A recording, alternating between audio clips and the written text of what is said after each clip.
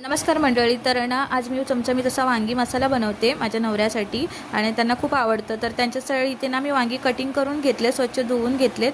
नंतर इथे वाटण्यासाठी मी सुकं खोबरे घेतले, शेंगदाणे घेतलेत, लसूण घेतले आणि मिरच्या जाडसर असे वाटण केले त्याचं. आणि त्याच्यामध्ये नंतर मसाले ॲड केलेत. घरगुती मसाला, गरम मसाला, किचन किंग, काश्मीरी लाल पावडर आणि त्याच्यामध्ये थोडीशी कोथिंबीर ॲड केलेत आणि मस्त असे वांग्यांमध्ये भरून घेतले. आणि नंतर इथे बघा सगळी वांगी भरून ठेवलेत.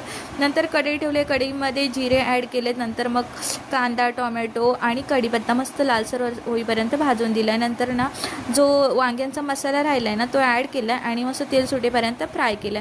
नंतर वांगी ॲड केली, तेही मस्त अशी फ्राय करून घेतले तेलामध्ये, मसाल्यामध्ये.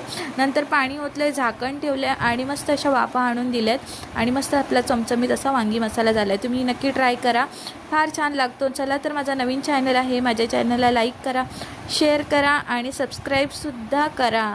बाय.